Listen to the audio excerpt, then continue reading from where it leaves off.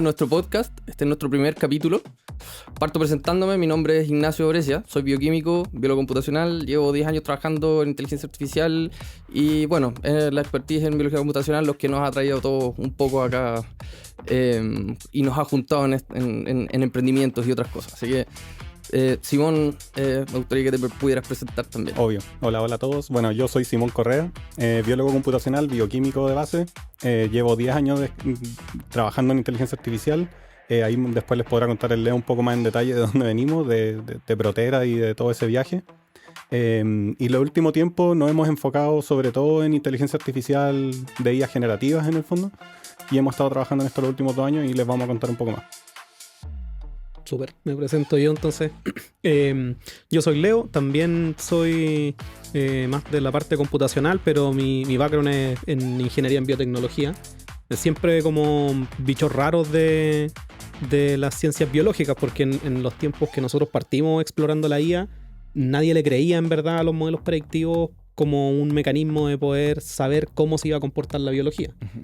Lo cual cambió rotundamente el 2024, el premio Nobel David Baker, predicción de estructuras tridimensionales, y ahora como que un poco medio glorificado el espacio. Pero siempre eso es lo que me ha apasionado, como combinar sistemas complejos, entenderlos con inteligencia artificial y en particular la biología se trata de eso. Así que nos dedicamos muchos años a explorar esa área. Fundé Protera, donde conocí a Simón. En Protera básicamente lo que hacíamos era crear nuevos algoritmos de inteligencia artificial, nuevas arquitecturas que nos permitieran entender las proteínas y la biología.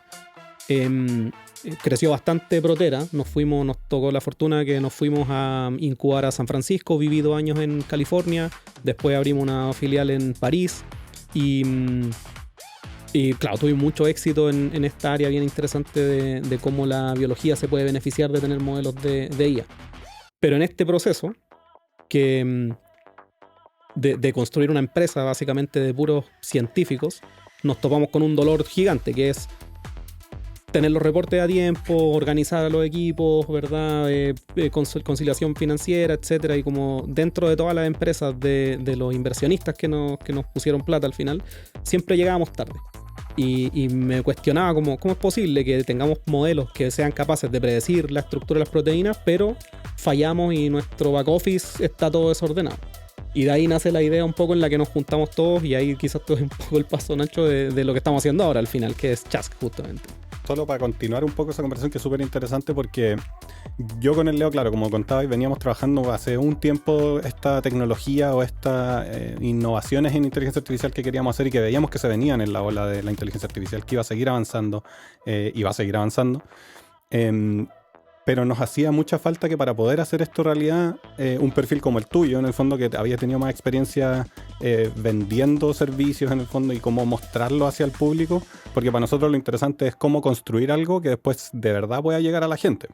Y eso es una dificultad altísima en los perfiles como los nuestros, que son muy técnicos. Entonces ahí ganamos harto, bueno, también de parte de Nacho, que forma parte del equipo, no solo modera este podcast. Entonces, bueno, era un poco eso, era como remontarme a que hay perfiles distintos. Nosotros somos biólogos computacionales, pero con el Leo somos muy técnicos, altamente técnicos en los detalles de cómo la inteligencia artificial funciona.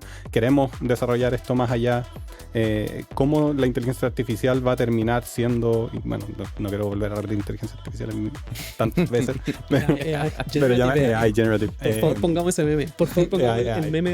Después cortamos todo el podcast. Sí, no, pero de verdad, fuera de huevo. Yo sí. ¿Cuál? El del meme del CEO de Google diciendo AI. ¿Cortamos todo el podcast? No, un pedazo. Yo creo que esto tiene que quedar. Yo creo que cortamos todo el podcast y todo AI. Generative AI, generative AI, generative AI. AI is AI. It uses AI to bring AI. Eso. ¿Cuántas veces dijimos ya? Sí, bueno, para no repetirlo tanto, y también para continuar la conversación un poco, es como esa es nuestra idea, es como contar en este podcast o donde sea, como nuestras ideas locas de dónde creemos que va a llegar la inteligencia artificial, qué es lo que nosotros queremos construir como personas y hacia lo que estemos haciendo en el futuro, ¿no? Y también algo que nos interesa mucho a los tres, lo hemos conversado un montón, es que vemos hoy en día una como fiebre del oro por ir a implementar modelos de OpenAI, de ChatGPT, de Cloud, etcétera, para resolver algunos problemas. Pero la mayoría están fallando, o sea, están fracasando en las aplicaciones, y nosotros tenemos la visión de que hay una oportunidad tremenda de crear innovación, o sea, de crear modelos nuevos, de crear arquitecturas nuevas que vayan a competir con los grandes titanes de la industria, porque es posible. Nosotros lo hemos visto en sistemas complejos como biología, que son homologables totalmente a una organización, una empresa, etcétera. Así que totalmente se puede hacer. Yo creo que una cosa que nos une también es como un interés que tenemos como en crear cosas. Ujú. Que si bien estamos haciendo esto como un emprendimiento, como algo que le pueda servir a la gente, también hay una intención grande en que esto nos pueda dar como las herramientas y la estructura, y juntar gente competente en el área, con la cual podamos ir creando cosas como que nos gusten, cosas interesantes, y que podemos juntar eso bajo este paraguas que estamos como armando. Y no sé, a mí eso es una de las cosas que más me motiva a trabajar en este grupo, que en el fondo hay mucho interés de crear, no solamente de prestar servicios y crecer como empresa, y al final lo vemos como un medio para poder crear las cosas que queremos crear y hacer ciencia desde esta vereda más del emprendimiento, más privado. Bueno, la idea un poco de este podcast es que podamos hablar justamente de cómo se estructura la inteligencia artificial, entendiendo que quizás nos puede estar viendo gente que le interesa este tema, pero que no tiene tanta claridad de cómo toda la infraestructura que se necesita, todos los procesos, cómo funcionan, quiénes son los principales actores de este mundo, y las tendencias que se vienen en cada una de estas como distintas áreas. Y un poco para contarle a la gente cómo vemos nosotros esto y cómo nos gusta estructurarlo, sobre todo para explicarlo. Nosotros vemos esto como en capas, donde hay varias capas de la inteligencia artificial que van envolviendo una a la otra y generando nuevas capacidades. Tanto como la capa de más abajo, todos los productores de chips, Nvidia, hoy día también Apple con sus procesadores M, que son bien especializados también o pueden correr modelos locales bien eficientemente. Hay un montón de actores hoy día involucrados en toda esta primera capa, que es fabricar chips en los cuales puedan correr estos sistemas de inteligencia artificial. Arriba de eso viene otra capa que tiene que ver con los data centers, quienes agarran estos chips y cómo los usan para procesar grandes cantidades de datos y poder producir los efectos que viene en la siguiente capa, que son los modelos de lenguaje, y después los flujos de trabajo, que hay un montón de otras empresas que trabajan en eso, y finalmente una capa de orquestación, que es la que puede como organizar, llevar, administrar todos estos modelos de lenguaje a gente para llegar a cosas un poco más superiores. Y la idea ahora es ir como profundizando un poco más en cada una de estas capas.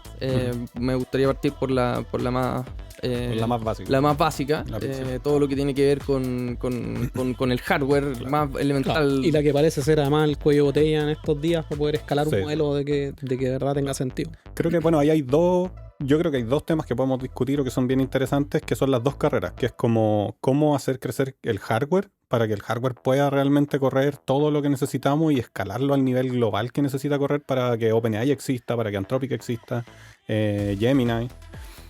Y la otra carrera que también es bien interesante es de actores más pequeños que están tratando de crear modelos más pequeños. En el fondo es cómo puedo hacer más eficiente la misma capacidad de los modelos para que corran en hardware más eficientemente, en el fondo. Entonces están las dos carreras al mismo tiempo, y creo que eso es súper interesante, ambos temas, ¿no? Claro, y yo creería que la limitación en la disponibilidad de chips de Nvidia o de GPU, que en un comienzo eran para, no sé, correr tus juegos en el computador, es que esa limitación ahora fuerza un poco a que se creen modelos más pequeños, porque hoy en día, no sé, empresa estaba buscando justo que Nvidia, por ejemplo, ha invertido en Estados Unidos, tiene un plan de inversión de $500 mil millones para disponibilizar chips en inteligencia artificial. Tiene un plan de montar un data center en los siguientes 10 o 20 años en el espacio.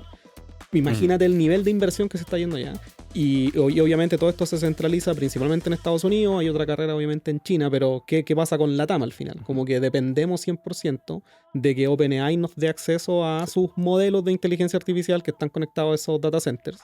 Y ahí un poco estamos forzados de mano, entonces estamos obligados a crear modelos más pequeños que sean más inteligentes. Yo creo que es como tenía el approach de fuerza bruta. Mientras más grande el modelo, mejor va a aprender, etcétera. Y que ha funcionado con los Transformers hasta ahora, ¿no? Sí, exacto, pero creo que... lo más norteamericano. Sí, claro, como full fuerza bruta y Monster Billions. Sí, de data centers del tamaño Manhattan. Exacto, Sí. exacto.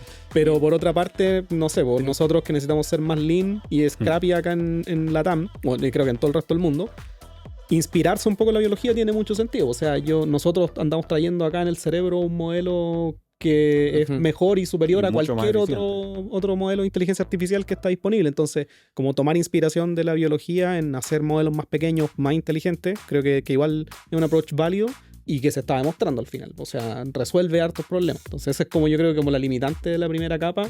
Y como decís tú, la inmediata es como los modelos de IA que acceden a esos data centers gigantes y distintas formas y colores que van a tener en el futuro. ¿Y qué opinan ustedes de un poco dos temas? Porque uno ya lo estamos hablando, que es como este approach más gringo, más norteamericano, de meterle a como fuerza bruta, muchos data centers gigantescos, reactores nucleares para poder proveer de la energía suficiente. Sí, claro. Que hoy día la energía está pasando a ser uno de los temas más importantes dentro de las limitantes del futuro de la IA. Y que está como que ser como un gran titán del y que pasamos de tener una preocupación tremenda por el cambio climático a ya ahora se va a resolver en el futuro. Se va a resolver en el futuro como eso. Ahora como invertamos en AI y que la AI suprema nos diga después cómo resolver ese problema eventualmente, creo que igual hay harto que...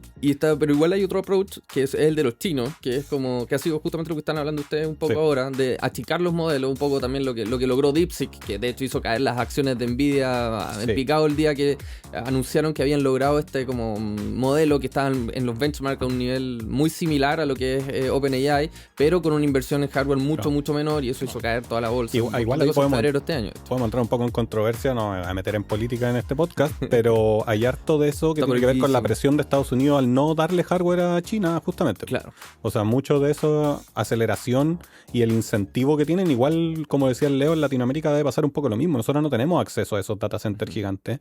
No hay fondos que se nos den para hacer ese tipo de cosas. Entonces estamos un poco, claro, atados de mano, tenemos que hacerlo, y China entró igual un poco en ese proceso. Solamente que obviamente ellos tienen mucho más fondos para hacer esas cosas y hay muchas más personas trabajando en el área también. Y su estrategia fue principalmente como ir por el open source y obligar a que como que se disponibilicen al final los pesos de estos modelos y que tengan que empezar a achicarse, ¿verdad? Y poner en jaque a OpenAI, porque ya tenéis modelos gratuitos en teoría que tienen la misma calidad, pero no tenéis dónde correrlo al final, para que disponibilizarlos como de verdad, como servir el modelo y que funcione.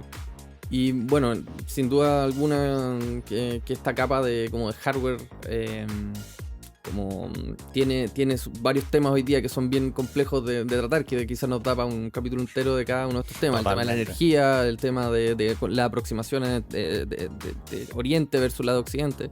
Pero pasando a la siguiente capa, que tiene que ver como con los data centers y la disponibilidad, un poco lo que estás hablando tú, Leo, ahora de...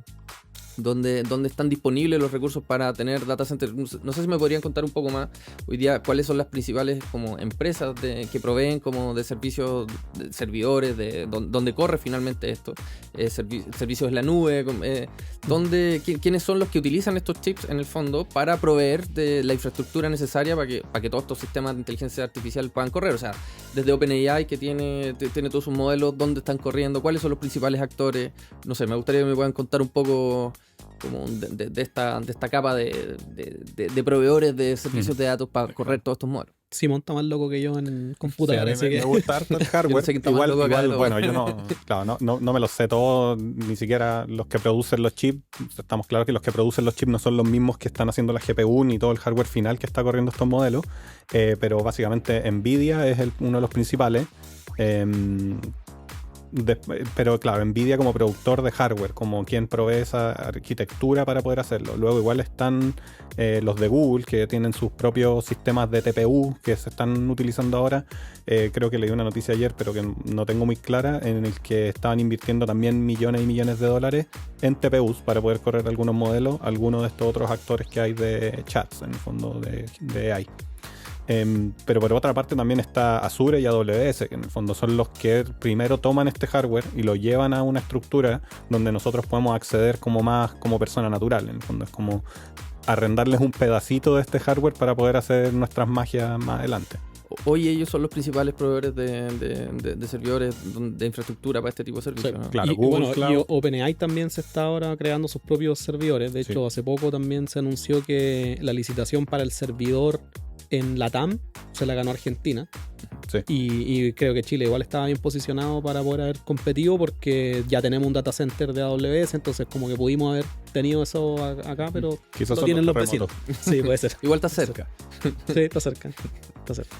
Podemos tirar un cable desde el servidor para acá. Claro, pero igual en velocidad de respuesta, esos milisegundos igual de repente Bueno, juegan pero- en contra de que queréis que te responda rápido. Igual eso es un dato freak. En Chile, bueno, muchos sabrán, pero tenemos uno de los mejores internet del mundo casi. Sí. Estamos en el top. Ya, eso da para otro podcast. Eso también entero. estamos Sí, también sí. interesante.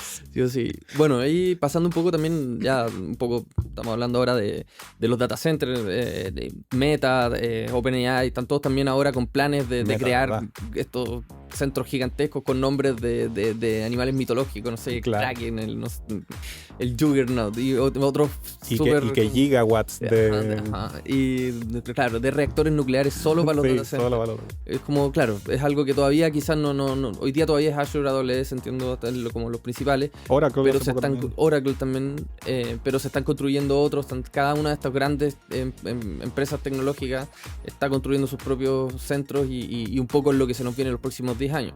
Y pasando como al siguiente nivel, que tiene que aquí quizás donde nos podemos explorar un montón, que tiene que ver, que yo creo que lo que más quizás sabemos, lo que más hemos trabajado, el nivel de los modelos de lenguaje, los famosos LLMs. No sé, me gustaría que hablaran un poco de cuáles son los más importantes, cómo están evolucionando. No sé si podemos explicar un poco de la manera más coloquial posible cómo funciona esta tecnología de los transformers, qué es lo que hizo posible OpenAI que permitió que estos modelos de lenguaje que operan sobre toda esta infraestructura que hemos estado estos minutos hablando pueda funcionar y causar todo el impacto que está causado. Entonces, es un tema muy grande de abarcar. No sé cómo No, sé, yo quizás Sí. partir de que estos famosos LLMs o los Large Language Models o modelos grandes de lenguaje son todos vienen como de la misma familia de la evolución de algoritmos de ella que tú lo mencionaste, que son las Transformers. Y hay una historia bien interesante porque OpenAI se fundó el 2015 y ellos dijeron, nosotros vamos a ser una organización sin fines de lucro y vamos a enfocarnos en la inteligencia artificial en la IA. Y Google, por su parte, venía investigando y básicamente OpenAI no hizo nada, ni un como quiebre en la frontera del conocimiento. Se dedicaban básicamente a entrenar modelos que pudieran jugar Dota o LOL, como parecido como ese tipo de cosas, y como que esa era su área.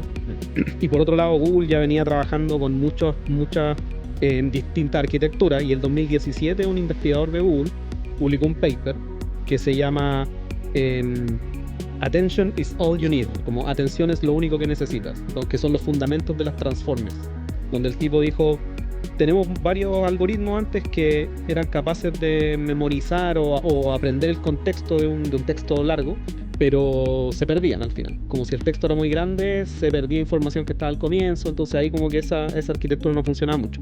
Y este tipo dijo, en verdad lo único que necesitas es unas como cabezas o módulos de atención que recuerden eso. Y ahí ese paper fue como el fundacional de las Transformers. Y Google lo dejó ahí como medio abandonado. Y OpenAI lo tomó y lo empezó a explotar. Y yo creo que la mejor maniobra que ha hecho OpenAI, Sam Altman y todos los founders fue creer ciegamente que mientras más capacidad de cómputo le metían a las Transformers, eran mucho mejores en empezar a generar texto. Que eso es súper interesante porque eso no se sabía. En otras arquitecturas previas siempre habían llegado a un tope donde tú ya no podías seguirlas escalando, no mejoraban más. Es como lo que uno dice siempre, es como si le agrando un poquito más o si le doy un poco más de texto va a mejorar. Bueno, eso no pasaba con otras arquitecturas. Llegaban al tope de accuracy en el fondo en un plató. Y con los Transformers ha pasado eso bien interesante, que es como que todavía no se encuentra ese plato. Igual se han creado nuevas técnicas para poder seguir entrenando y para poder seguir fine-tuneando todos estos modelos, pero la premisa sigue siendo lo que dice el Leo. Claro. Pero para mí es bueno, eso es como científicamente increíble como haberse dado cuenta de eso, pero por otro lado me parece como de la poca visión que tuvo Google de no retener esa tecnología, porque OpenAI, si tú ves el mayor distribuidor de modelos de lenguaje es ChatGPT. Sí, ChatGPT es el más famoso. Sí, sí. Y Google, nadie los conoce. Siendo Google, claro. Siendo Google. Y, claro, Llegando tarde con Gemini, claro. Y bueno, un poco también para que se entienda mejor. Todos los LLMs, todo lo que estamos hablando ahora de Transformers, en el fondo estamos hablando de la tecnología que ha permitido que las máquinas puedan responder nuestro lenguaje natural humano. Cuando yo le hablo a ChatGPT o a Anthropic o a cualquiera de los proveedores de modelos y cuando me responde, es una máquina que en el fondo tiene un modelo matemático que me está respondiendo de acuerdo a ciertas probabilidades, y toda la tecnología detrás de eso, que vienen a ser los Transformers, es la que permite eso, y eso es justamente como lo que estamos hablando en este momento. Y quizás importante antes de pasar a la siguiente capa es de que esos modelos fueron entrenados para tener conversaciones. Básicamente fueron entrenados en la modalidad de chat, que es tú le escribes algo, ¿cuál es la respuesta esperada? La más probable. Entonces son muy buenos chateando y son muy buenos haciendo que la gente permanezca en la conversación. Que como que tienen ese, oye, pero ¿y si te respondo esta otra cosa? Y como sigue hablándome porque me entrenaron para eso. Y bueno, no me paso a los workflows, pero un chat no es lo único necesario después para poder coordinar flujos que son más complejos. Claro, o sea, dicho de otro modo, hoy día estos modelos de lenguaje lo que permiten es solamente como una conversación en texto, pero si yo necesito como ejecutar otro tipo de tareas que puedan ser un poco más complejas, o trabajar, que se haga cargo de algún sistema particular en un mundo un poco más físico, más tangible, más real, algo que solo responde texto quizás no es tan útil para eso, pero han ido emergiendo un montón de herramientas que como en el fondo conectan estos modelos de lenguaje con otro tipo de aplicaciones, con otro tipo de programa y de infraestructura que ya existe. No sé, adelantándome un poco, todo lo que son los MCP y otro tipo de protocolos que en el fondo permiten que estos lenguajes, modelos de lenguaje, puedan conectarse con programas ya existentes, con hardware o con otras cosas. Entonces, igual, solo para volver y no saltar directo a los flujos de trabajo, sino que ahí podemos pasar a la capa intermedia, que son lo que ha aparecido últimamente, los últimos años, o quizás el último año, que son los agentes, en el fondo, como estos agentes de IA. Y lo que acabáis de mencionar de los MCP, por ejemplo, que es súper interesante porque son puros terminologías que suenan súper tecnológicas, pero realmente son los mismos chats que estaban antes, simplemente que les van dando capacidades o les van dando contexto de qué hacer en ciertas situaciones. Entonces, por ejemplo, para poder llamar un MCP, realmente lo que se genera es que el chat, en vez de generar un texto que a ti tú leerías como en un WhatsApp, genera un texto estructurado. Y esa estructura le permite que después un computador la pueda interpretar como código. Entonces, eso es finalmente. Y un agente tiene esa capacidad. Como llevándolo a algo más coloquial, es como un modelo de lenguaje. Le puede hablar a una computadora para que la computadora pueda ejecutar determinadas tareas. En el fondo hay un resumen de cuáles son los protocolos de interacción, y eso se le da al modelo de lenguaje como contexto, como texto, al final es texto que se le entrega, que el modelo ocupa como contexto para poder comunicarse. Es como que aprendiese de las instrucciones que tú le estás dando, y a través de eso es capaz de conectarse a la máquina y ejecutar tareas un poco más en el mundo. Y de eso emergen todo lo que son los agentes. Que tienen un montón de problemas en también entender a múltiples interlocutores. O sea, un agente, como fueron entrenados para chatear así como entre el asistente y el usuario, si metí otro interlocutor o tres interlocutores más, cuesta un montón de que tu agente de verdad entienda, oye, estoy hablando con 3 usuarios distintos, más el computador que tiene algunas funciones, y ahí se ha hecho una ingeniería tremenda en poder entender cómo pasarle el contexto para que lo entienda de manera correcta. Y creo que ahí es donde, como repitiendo lo que decía al principio, de que por qué creemos que este es el mejor modelo para resolver ese problema. Si están hechos para chatear, ¿por qué no mejor probar con otra arquitectura al final? Y un poco también como para darle más contexto a quienes nos están escuchando. No sé si me podrían definir como de la manera más concisa posible, lo menos técnico posible. ¿Cómo entienden ustedes qué es un agente? ¿Cómo lo definirían ustedes de la manera más concisa posible? Un poco para que la gente nos entienda cuando hablamos de agente, entienda un poco más qué entendemos nosotros por agente y cómo lo estamos diferenciando de estas otras cosas que hemos estado hablando, los modelos de lenguaje o cómo operan en los data centers. Que no es un agente, no es un modelo de lenguaje y que esta pregunta va un poco más enfocada a que la gente pueda entender en qué se diferencia un agente de un modelo de lenguaje, por ejemplo. Sí, en teoría un agente, o como la definición que yo entiendo por agente, es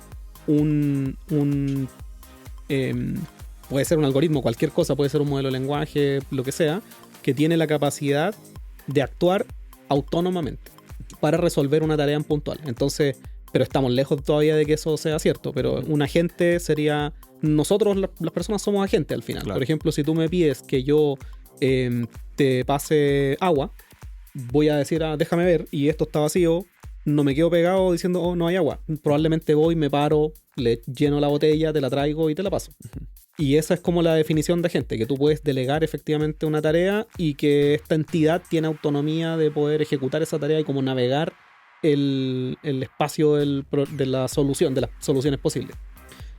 Y bueno, dicho eso, los modelos de inteligencia artificial actuales fallan totalmente en poder hacer eso, porque tú le pides a ChatGPT o a quien sea algo que está fuera de sus capacidades, no te lo va a resolver.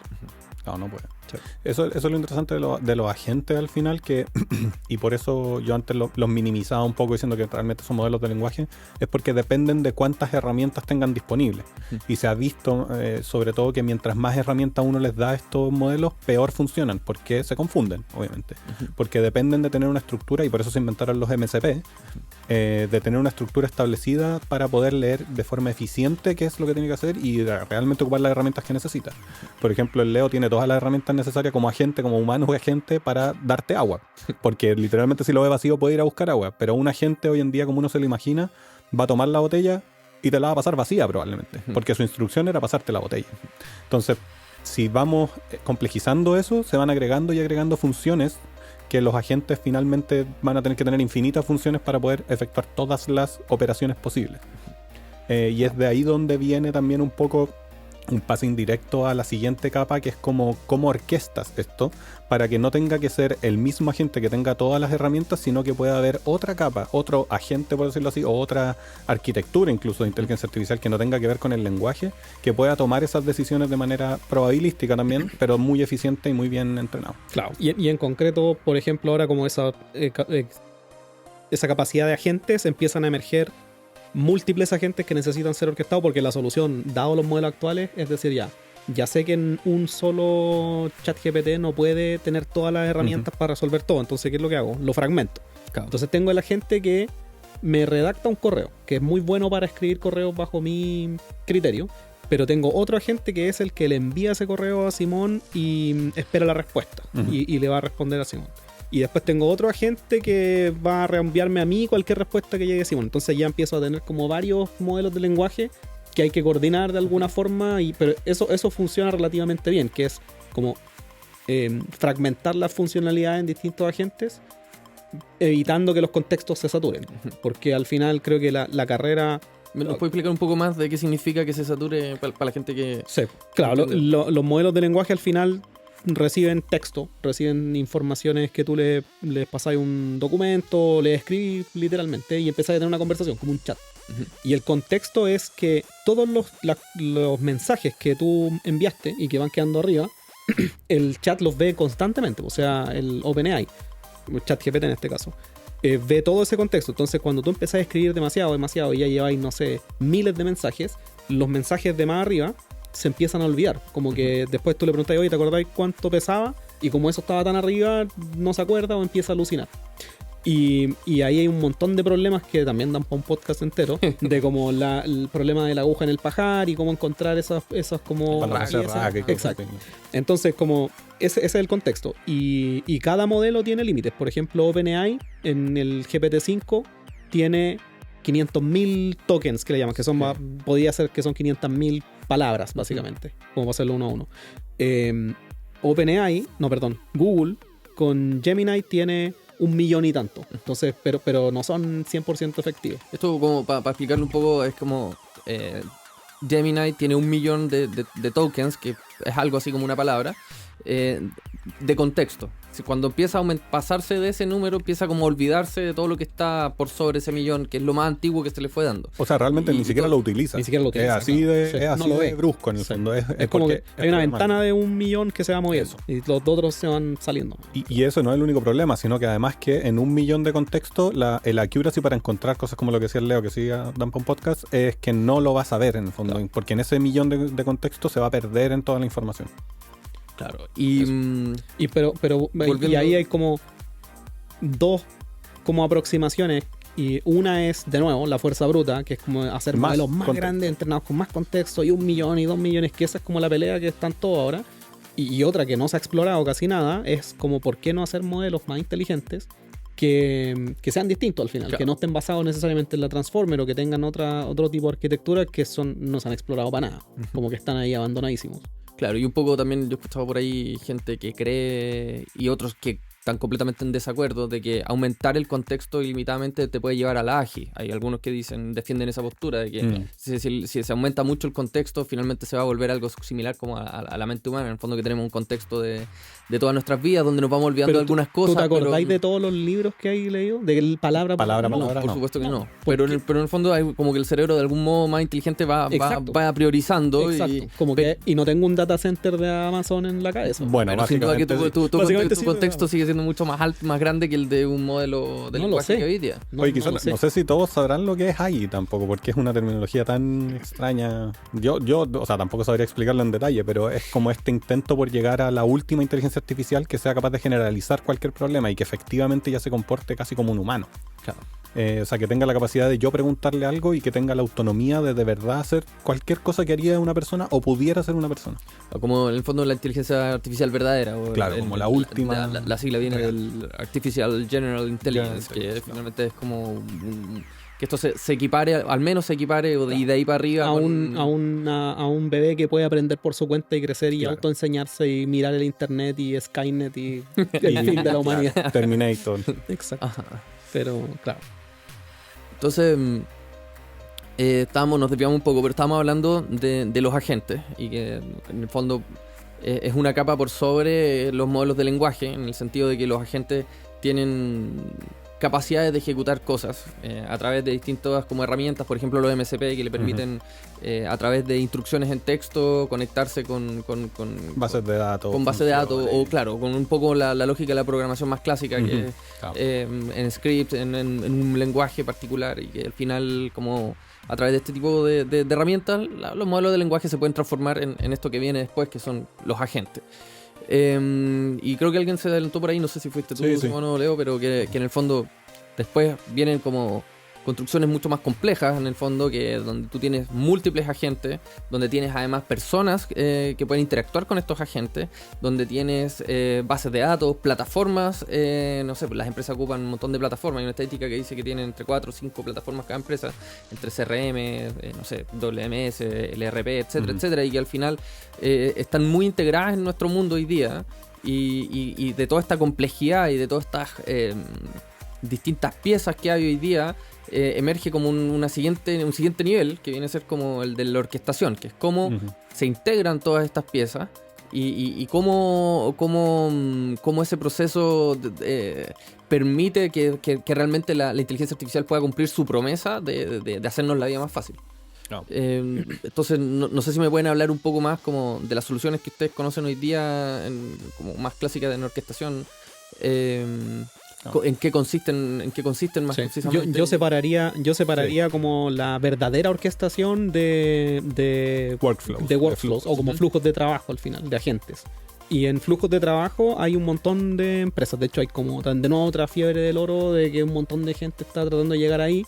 Y que es básicamente cómo yo puedo conectar todos estos agentes que creo y crear un flujo de trabajo, ¿verdad? Está N8N, bien famoso. Está AgentKit, que lo lanzó recientemente OpenAI. Make, y así un montón de plataformas que te permiten conectar cajitas, ¿verdad? Decir, ya, si me mandan un correo, quiero que vaya a la base de datos, lo guarde y que después me mande a mí un WhatsApp para saber que un cliente me habló. Y ese sería como un flujo de trabajo de esto. Pero para nosotros, o creo que para un montón de gente que está al menos en esa área, la orquestación verdadera incluye que sea una entidad que tenga autonomía, que sea flexible al final, porque si es que me llega un requerimiento y yo no tenía el flujo exacto, N8N o estas otras plataformas fallan porque no se gatillan al final. O a menos de que lo hagáis tan complejo que ya son inmanejables, insostenibles. Exacto. Entonces, como el orquestador verdadero debería decir, bueno, me están pidiendo esto, no tengo la respuesta exacta, pero puedo crear un flujo en el momento y navegarlo. Y decir, ya, ¿qué tengo que hacer? Pedirle a Simón que responda el correo porque el cliente está esperando. No me está respondiendo. Voy a ir a su jefe. Y como tener la capacidad, que es lo que haría un humano al final, de poder de verdad navegar esto y buscar todas las posibilidades. Y yo creo que esa es como la verdadera orquestación, donde volver atrás. Exacto, volver atrás, modificar en tiempo real. Pedir ayuda. Exacto. Y eso ahí no hay mucho. Están casi todos ahora enfocados como en esto de los flujos de trabajo al final, como que es la siguiente etapa de la automatización, que es como automatización un poquito más flexible. Pero en verdad lo que necesitamos es un módulo nuevo de orquestación, ojalá inspirado un poco como en el cerebro, porque el cerebro está lleno de módulos, no es que el cerebro sea un modelo de lenguaje entero que resuelve todo. Claro. Tenéis distintas partes de regiones del cerebro que se especializan en algo, y yo creo que un poco llegar a la inteligencia artificial general debería haberse parecido, que es los modelos de lenguaje como hacen el core del trabajo, y después tenéis un modelo nuevo, distinto, una distinta arquitectura que es la que es capaz de planear hacia el futuro. Es decir, dado que va a pasar esto, predigo que todos estos son los pasos ideales para llegar a la respuesta correcta y dirigir a los modelos de lenguaje para que les den las herramientas en cada punto. Y un poco, viéndolo un poco más gráfico, estos modelos funcionan como en el fondo como un montón de nodos que se conectan y donde cada nodo es como o un agente o una función en particular que tiene que ejecutarse. Y estos modelos de orquestación entonces vienen con un poco a ver cómo se conectan estos nodos, también a cómo, una vez que están andando, cómo se comunican entre ellos y adaptar esas comunicaciones en caso que haya una diferencia respecto al plan original, y ir cambiando también un poquito los nodos si es que es necesario cambiar el formato, o que dado que cambió algo en alguna página, en alguna base de datos, cambió el formato de algo, yo quizás necesito adaptar ese flujo de trabajo para que siga cumpliendo su función, y que al final esta como orquestación es como lo que va a diferenciar como estos sistemas nuevos de inteligencia artificial de lo que eran los RP antiguos, que básicamente eran como scripts clásicos que estaban sujetos como a un solo plan, y si tú salías y un poquito de eso morían y dejando, como si tú se traban, dejan de funcionar. Y hoy día con este sistema de orquestación eso cambia y es más flexible, es más fácil de... Sí, al final es otro paradigma, y también, bueno, para ir también cerrando un poco la conversación porque se nos va acabando el podcast, viene también de la mano con lo que decíamos al principio, que nosotros somos biólogos computacionales y vemos esta cuestión de la IA como la flexibilidad que tiene la biología, ¿no? Y la flexibilidad que tiene la biología para poder adaptarse a cambios es increíble. O sea, es lo mejor que conocemos, yo creo. Y creemos que un orquestador real de inteligencia artificial debiera verse así, debiera ser lo suficientemente flexible para poder adaptarse a los cambios. Creemos que las organizaciones, al estar formadas por personas, finalmente también ganan esa flexibilidad que tiene, que una persona puede cambiar porque su puesto de trabajo lo echan o contratan a otra persona, un equipo tiene que crecer, y toda esa complejidad humana al final se ve reflejada en los flujos de trabajo de una empresa. Y necesitas una inteligencia artificial, una arquitectura o lo que sea, en el fondo, que sea capaz de manejar esos cambios, esa flexibilidad. Y piensa, por ejemplo, como también en el tema de la arquitectura, y terminar con eso, y después quizá el siguiente se trate de indagar en esa área, de que los modelos de lenguaje como ChatGPT son modelos entrenados para chatear. Pero nosotros, las personas, y cuando nos comunicamos en las organizaciones, el chatear es solo un evento en particular. El resto de todas las interacciones se parece mucho más a una red muy compleja de interacciones, que a una tabla rígida, ¿verdad? De un Excel o de un chat de respuesta perdón, de pregunta y respuesta, como de interacción. Entonces, gran parte del esfuerzo que estamos al menos nosotros haciendo, y de lo que más nos interesa en cuanto a la investigación de nuevas arquitecturas, es explorar modelos basados en redes en vez de en conversaciones como de ida y vuelta, y ahí está un poco nuestra apuesta. Y hemos visto una performance que es muy superior, lo cual nos indica un poco, y no solo de nosotros, sino que también de otros investigadores del área menos famosos, pero, o sea, menos famosos digo que OpenAI, no que nosotros, que no somos famosos todavía, pero eso, creo que ahí hay como un área que nosotros al menos estamos bien interesados en explorar. Claro, y eso también, bueno, de la mano un poco con cómo funcionan los sistemas biológicos. Como una célula es capaz de enfrentarse a una infinita cantidad de situaciones distintas y como que justamente todos sus nodos internos se orquestan, digamos, para ir como enfrentando todas esas situaciones de una manera muy armónica, porque al final es un sistema que es muy perfecto, que al final... Claro, que ese es justo como quizás la expertise que traíamos nosotros de cómo esos sistemas enfrentan como el mundo y tratar de extrapolar eso y traspasarlo un poco a como una empresa puede organizar sus sistemas, que siempre son complejos y que al final se parecen un montón a cómo funciona una célula también. Claro. De hecho, hay varios modelos matemáticos ahí que se parecen, se nos acaba el tiempo, pero... Sí, no, pero yo creo que el siguiente podcast podría ser perfectamente otro capítulo hablando solamente de eso, de cómo vemos esa similitud de la orquestación versus la inteligencia artificial y los flujos de trabajo no cuadrados. Bueno, para ir cerrando, me gustaría, no sé, que pudieran resumir un poco la experiencia. Un poco, claro, cómo ha sido como su experiencia trabajando en esto, un poco un resumen también de lo que hemos hablado hoy día, un mensaje final respecto como a toda esta infraestructura que hoy día permite un montón de cosas y que va a seguir permitiendo muchas más. No sé, me gustaría que nos pudieran dar unas palabras finales de esto. Vale, sí, yo creo que, bueno, para terminar, para cerrar, creo que hay una oportunidad bien grande hacia el futuro de que existan estos modelos de orquestación, eso es como lo más importante, pero que vienen de la mano con el desarrollo de la inteligencia artificial en general, y esto se va a seguir desarrollando. No creo personalmente que estemos a 6 meses de la AGI ni de la última IA. Creo que queda un buen trecho, sobre todo por cómo se están construyendo hoy día los modelos de inteligencia artificial. Nosotros tenemos la premisa de que no es el correcto, y creo que de ahí nos vamos a agarrar y vamos a seguir avanzando. Sí, yo por mi parte como lo primero es de que es innegable el avance de la IA, o sea, lo que ha hecho OpenAI y toda esta empresa grande, los investigadores detrás, es increíble, o sea, es un cambio que hoy día damos por por sentado, de que yo literalmente le puedo preguntar a mi teléfono lo que se me antoje y me va a responder y puedo seguir. Eso era impensado unos años atrás, entonces es increíble el avance. Pero que no nos lleve a creer de que esa es como la bala de plata que va a resolver en verdad todos los problemas, porque sí está ocurriendo que muchos de los fondos de investigación y todo lo que están haciendo las empresas al final es perseguir ese como objeto brillante que hoy día son los modelos de lenguaje. Y en verdad deberíamos enfocarnos también, como decía Simón, en arquitecturas que son mucho más ligeras, mucho más fáciles de escalar y que pueden ser mucho más inteligentes para resolver este problema de la orquestación, que es como el último que falta, al menos en lo que vemos nosotros.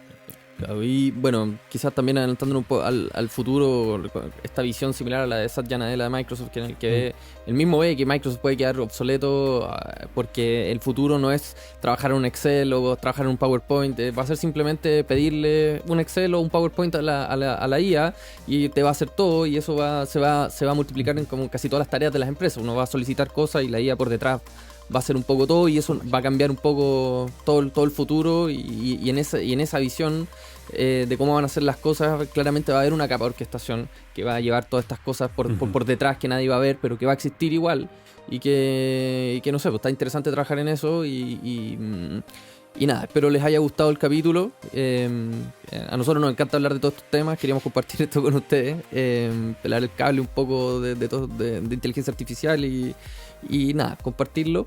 Espero les haya gustado y nos podamos volver a juntar en el siguiente capítulo para hablar más temas de inteligencia artificial. Muchas gracias. Muchas gracias.